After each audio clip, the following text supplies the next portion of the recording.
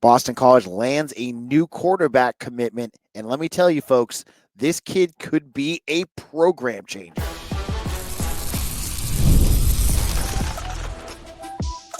You are Locked On Boston College, your daily podcast on the Boston College Eagles.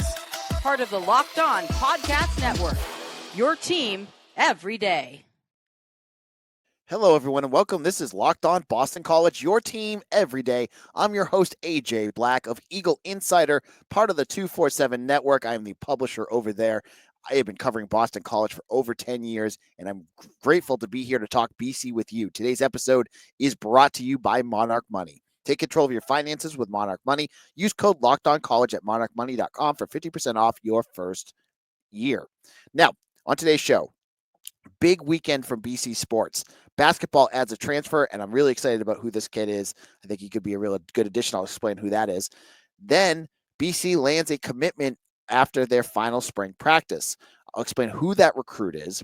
And then what now? I'll explain all of that on today's show. So on Saturday, Boston College wrapped up their spring practice session with practice number 15. Now, if you remember, there was no spring game this year as Boston College head coach Bill O'Brien said, nope, not going to do it. I'd rather have a practice. And honestly, he did the right thing. And I told you about that last week. At practice on Saturday, just like every week on Saturday, BC had a ton of recruits. You know, the sidelines up and down Fish Fieldhouse packed with recruits from all over the country. One of those recruits was not on the list that I presented to you on Eagle Insider. And that was one they wanted to keep quiet because that was DJ Bordeaux. DJ Bordeaux is a quarterback from Colorado. He's from Georgia and Colorado. He's gone to a bunch of different schools. He's a 6'2 quarterback, 190 pounds, who played in Georgia last year and had offers from Auburn, Arkansas, Miami, Indiana, Michigan State, Ole Miss, Pitt, Virginia Tech, NC State, Kansas State, and others. Whew. He was well thought out. He was well sought after. And he, on Sunday, committed to Boston College. So he was a surprise for many that didn't know that he was there. Now, this was big news because if last week, or was it Monday, Corinne Berry, who had been committed to BC for 10 months, decommitted. So you lost your 2026 quarterback. You had another quarterback that you're looking at, Femi Babalolo, who we'll talk about later. But you still needed to get somebody. The school kept it quiet. DJ Bordeaux comes in. You know, he's known Jonathan DiBiaso, the quarterback's coach, since he was a freshman in high school. DiBiaso was the first to offer him when he was a coach at Pitt. I think he was a grad assistant there. So this relationship was not a new thing.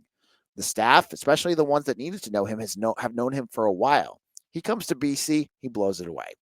You know, I had heard buzz, but I saw a kid standing with the committed players in the middle of the field. And there was this guy, I was like, I don't know who that is. And I came home, and when I found out, you know, I saw the post that he had committed, beat DJ Bordeaux. I looked at his picture, I went, oh, that was him. He looked like he was already part of that crew. Like there was Mark Atunez and Dean Roxnitis and Brady Beckenhuis, Dom Funk. You know, there were a bunch of guys out there that are all committed to BC. And there was that one guy, and I couldn't pinpoint who that was. But when I saw DJ Bordeaux's picture, I'm like, oh, it was him. So he must have done really well on his visit. He commits. So you're getting now, if you look at the difference between Corinne Berry and DJ Bordeaux in terms of rankings, they're basically identical. You know, their size, basically identical. I give Bordeaux a bit of a boost over Berry, though, because A, he's been consistently a better quarterback than Berry has. Remember, Berry had his sophomore year. He just struggled to throw an accurate ball. And B, Bordeaux did this in Georgia, which I believe he was part of a high school league that was really tough. I think he was in the same one as Grayson, which is like one of the best in the country. So he's played against really good opponents. So I'm a big fan of this. A good sized quarterback that you're going to put out there.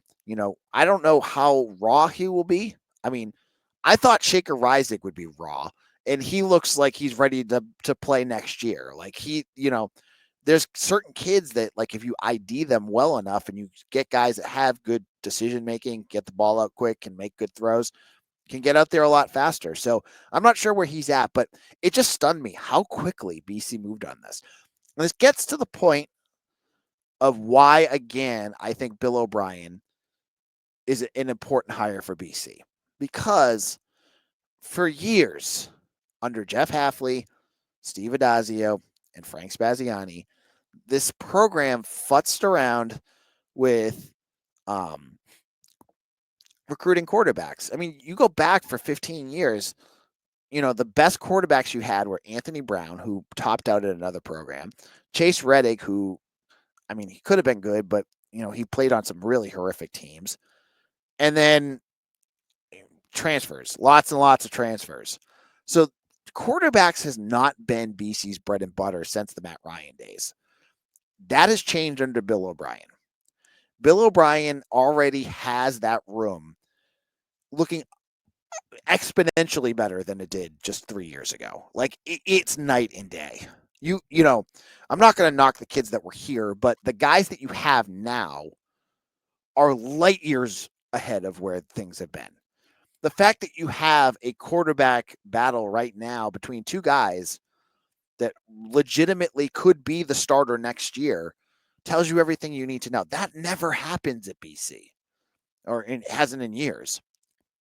That you have a freshman that looks legit, that you have more fresh, recruits coming in that are also legit. This is what Bill O'Brien is building, just in that one piece. And we can talk about all the other things that he's doing or not doing elsewhere, but it's the quarterback room that's noticeable, because quarterbacks win you games. Having a marquee quarterback can elevate your program. And Bill O'Brien is doing his best job of making sure Boston College not only has one, but potentially others stashed away. I think DJ Bordeaux, you look at that offer list, and it really catches your eye that this is a kid that multiple SEC schools, multiple blue chip programs looked at. But again, the relationships, playing in an NFL style offense. Folks, this is a big deal. Having an NFL style offense for quarterbacks is big, because you can sell to them that they can learn through you, a very well experienced head coach who's taught quarterbacks for years, to get you to the league. That will get you in the door and help you against schools like UCF or Maryland or whatever, who are doing gimmicky college things, which are great, and those can win you too. There's nothing wrong with that. But when you want to sell to a quarterback, telling him that you'll get him the skills he needs to become an NFL caliber quarterback, that's what sells things. And Bill O'Brien's doing that. So in a moment, now that DJ Bordeaux is in, I love that it's Bordeaux. It's just spelling just like a lot of the Cajun things that you see in the LSU world. Now that Bordeaux is in, what's next for BC recruiting? I'll tell you what I think some steps could be. And what's up with Femi Babalola? Is he still going to be someone they're going to be looking at? I'll tell you a little bit more about that in just a moment. Ever check your bank account and wonder, where did all my money go? Between dining out, online shopping, and entertainment, it's easy to lose track. That's where Monarch Money comes in. Your personal CFO gives you full visibility and control over your finances. Monarch Money isn't just a budgeting app, it's a complete financial command center. You can track all your accounts, investments, and spending in all one place. So just stop managing your money and start building wealth. When I started using Monarch, I realized how much I was spending eating out. So now I budget smarter and save more money. When managing money with my partner is smoother than ever. You can track, share in your personal accounts, set goals, and stay on the same page without the stress. Take control of your finances with Monarch Money. Use code LOCKEDONCollege at Monarch Money for 50% off your first year. That's monarchmoney.com/LockedOnCollege. That's for your first half off for your first year.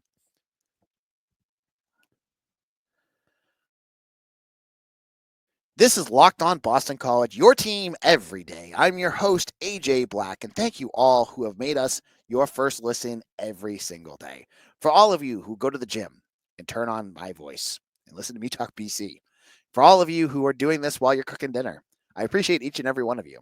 And thank you all who have subscribed to our channel and who have recommended us to friends. You make a huge difference. Now that we're back up to having a quarterback, you feel like you're back in the game again, right? If you're following recruiting, having a quarterback is like the cornerstone of your recruiting class. You want to have a good one, which again goes back to some of those old classes where you're going, where is this quarterback coming from? You don't have that again. You have your quarterback now. So the question now is, what's next? Now, the big question I think a lot of you folks have is, will BC go after Femi Babalola still? We've talked at length about this recruit from Ravenwood, Tennessee. That, he was a big deal. They had him on campus a couple weekends ago. They really wanted him to commit. He's a big target. Now that you have Bordeaux in, will Boston College still go after Femi Babalola? And I really do think they will. I don't think this is a done deal. And as I said before, it's not that BC wants two quarterbacks. That's not the case. If Babalola goes someplace else, some of the schools he's looking at, they're not going to go find a second quarterback. I don't think that's going to happen. I think they like Femi Babalola a lot, and there's a lot to like about him. When they're comparing him to the top quarterback in his recruiting class, Faison Brandon, in terms of his size and his play, you got to get him here. So I fully believe that BC will probably still be in the ball game looking at Femi Babalola. Now, as I've said before, I've expected that he's going to announce early. I don't think he's a guy that's going to wait to official visit season and do it there. I think it could be soon. I think that's a potential. And hopefully BC's still in that good shape. And, Babalola really liked BC when they had Corinne Berry. So the fact that they went out and grabbed another quarterback, I don't think he would see that as, I hope, that he doesn't see that as an affront to him. BC has to sell to him, like, look, we have to do what we do to be smart. Like, you're looking at other schools. We want to make sure that we have a quarterback in our class, and we would love to have you, so we had to get him, but we still really want you. So Babalola, I still think could be an option for BC. That I think is going to be something to watch for. Additionally, now the spring is over. No more hosting visits until later, this summer. Now the staff goes on the recruiting trail. On Saturday, we got a chance to talk to Bill O'Brien. I believe he gets to send 10 recruits out. 10 recruiters out. So 10 people off his staff can go out on the road. This is where I think you'll start to see new offers. Probably class of 27. You'll probably see a little bit more of a heavy emphasis on that. But there's still. I look at their official visitors list, which you can get up at Eagle Insider. I have it all. There's a great link that you can go to and see who's coming when. The numbers are still lower than last year. Now, I'm not sure what their recruiting class is going to be numbers wise this year, but I still feel like there's still a couple of recruits that haven't announced yet that could be coming to BC, because again, official visit season is coming at the end of May. It's that first weekend in May that you get, every weekend, 6, 7, 8 guys that come in. And I'll be going crazy with my Polly Walnuts tweeting. That's my new bat signal this year. If you're not privy to that, that means that there's been a commitment. And the way the staffs are working more and more, I don't do crystal balls as much because they don't like them. They think it spooks the recruits. That's been not just BC. I think a lot of schools are like that. But I'll give you bat signals to let you know something's happening, because I definitely let you know that. But you have those official visits. You have the staff on the trail.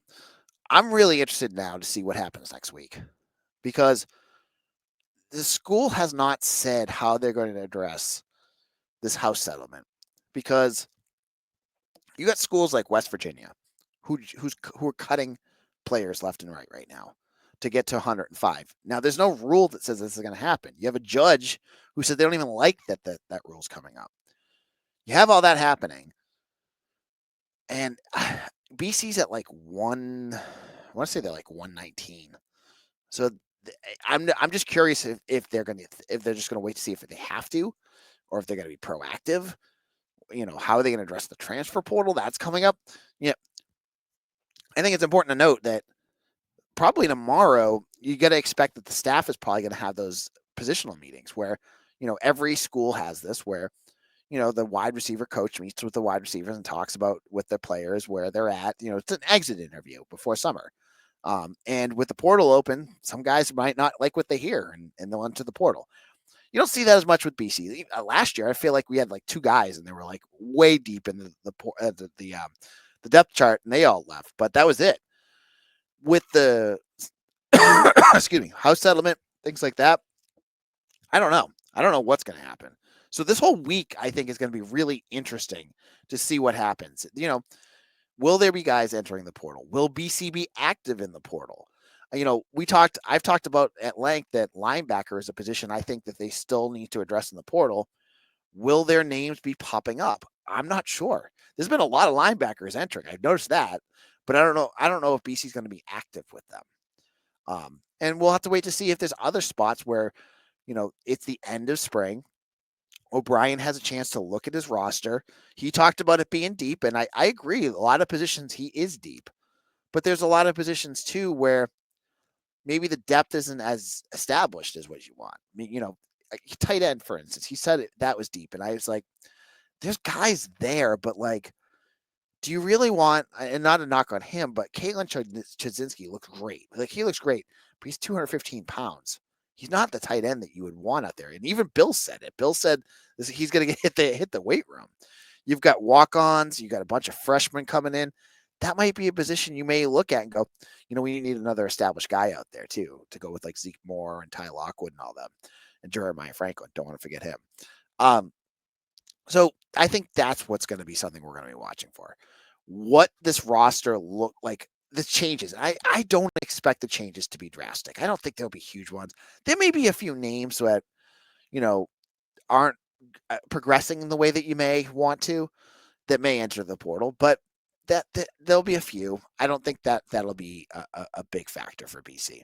So that's it. And then, in terms of commitments, Babalola is one to watch for, but other than that, I really don't think BC will be landing any more. I think it'll be quiet for like a month.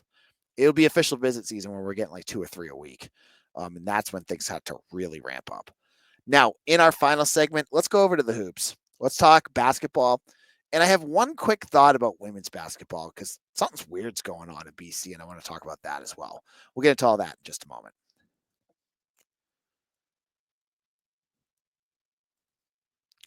Get the supplies you need from the site made for the skilled trade. Supply House. Whether you're plumbing, HVAC, or electrical work, Supply House is the reliable way to order products online. Their easy-to-use website is packed with helpful resources and the latest product info to help you get into the job right. Plus, with the complete inventory of over 200,000 parts from 400 top brands, you'll find exactly what you need delivered fast from coast to coast. Need help with an order? Supply House offers expert support and industry-leading service, and you'll always get to talk to a real person. And for trade pros looking for an extra edge, their free Trade Master program offers exclusive perks like a dedicated phone line, free shipping, and discounts on every order. Thousands of skilled professionals are already taking advantage. Now it's your turn. Join the Trade Master program today at supplyhouse.com/TM and start ordering plumbing, HVAC, and electrical supplies with just a few clicks. Plus, use the promo code SH5 for 5% off your first order. That's supplyhouse.com. Wrapping things up here on Locked On Boston College, your team every day. And I want to shout out my everydayers, all you out there. And I see more and more of you in the comment section. I love it.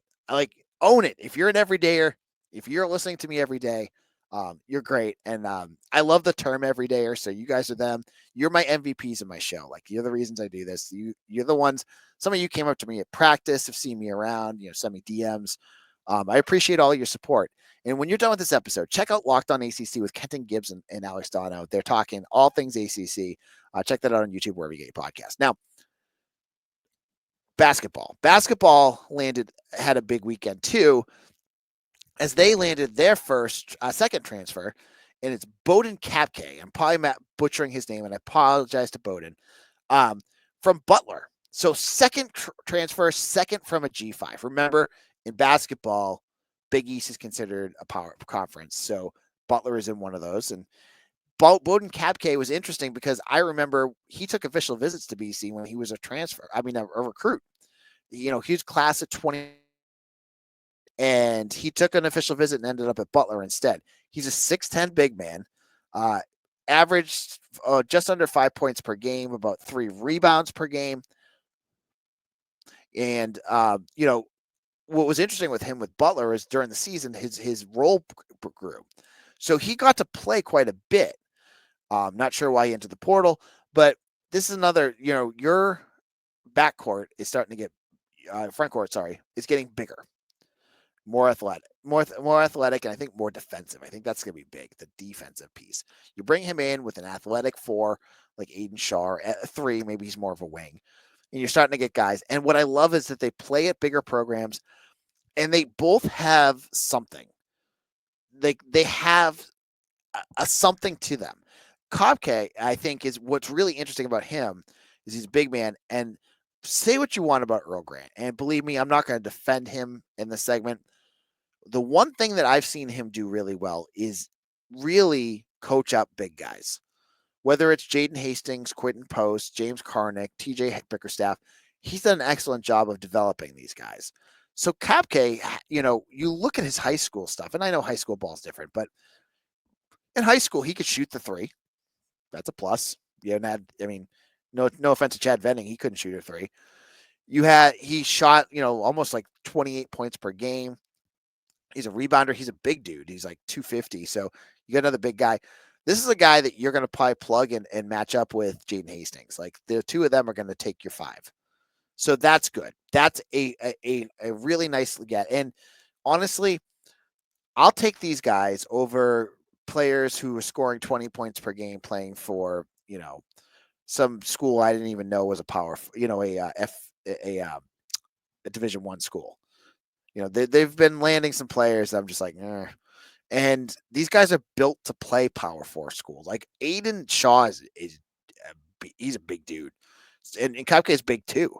Like they're built to play at the higher level, so that's a positive. Will this be enough? I'm not sure. You have 2 scorers, right? You got Fred Payne, you got Donald Hand. Those are your 2 scorers. They need someone else that can also put the ball in. And they also need a point guard. They don't have a point guard on this. And I'm not sure if, maybe Fred Payne is that guy, but they definitely need a point guard. And so there's still some big gaps. And Themis Folks, the one I was talking about last week, he just committed to UCF, so you lost him. He was supposed to be here this weekend for an official visit, and I don't think he made it. So the thing with basketball is they do a lot of these visits in quiet, so maybe we'll start to get some more good news. The last piece I want to talk about is the women's basketball team, which I don't usually talk about here a lot on Locked On BC because, they have their moments, but otherwise, there's not a lot of interest in them. And it's sad because women's ball, when it's good, is really good. They just have, they made the NIT-ish type of tournament this year. Well, this seems like it's happened a couple years, not in a row, but in the last couple years, it's happened like twice. Their almost entire roster is gone. 3 more players entered the transfer portal. There's 9 women's basketball players in the transfer portal for BC women's basketball. You combine that with the like Dontavia Wagner, who's graduating, and there's a few others that are going too. There's like nobody on this roster. And unless I'm missing something, I don't think I've heard of them involved with anybody in the transfer portal. The news isn't, as robust as it is for the men's side, but I don't know what is going on with BC women's basketball. I don't know if it's like a program thing, it's a Joanna McNamee thing. I'm not sure, but it's really telling. You don't usually see an entire roster get wiped out. There's some good players on that roster. Taya Sidbury, she was averaging 13, 14 points per game with 7 rebounds. She just entered today. You lost your entire roster, and that only usually happens when you fire a head coach. McNamee, who was it that said it? Talia Goodman, maybe, that said it, that she was coming back, or Jeff Goodman. I forget who was saying it. Someone was saying she was coming back. It just seems so weird. I don't know what's going on. And it's hard to build a program if you lose your entire, like a lot of these girls are underclassmen. Your whole your team is gone. Like there may be like one or two players left that I'm not thinking of, but mostly everyone is gone. That is not good. I don't know what is going on. Maybe we'll find out an answer at some point, but things are not going well for BC women's basketball. All right, on tomorrow's show. If there's any more news, I will get to it, but I really want to talk about takeaways from spring practice. What are some things that I thought of? What were the storylines? I'll get into all of that. If you want my thoughts, been to a whole bunch of practices. I had my staff there too. We've been talking about it. I'll be on to talk all about all that. So follow me on Twitter at AJBlack247. Check me out on Eagle Insider. Right now, it's 50% off a VIP subscription with transfer portal news for basketball and football coming up. You're going to want to be hooked into an insider, and I got you covered. Join up there. And hit that like and subscribe button here on YouTube or wherever you get your podcast. Thank you all for listening, and I'll see you all again tomorrow for another episode of Locked On Boston College, your team every day.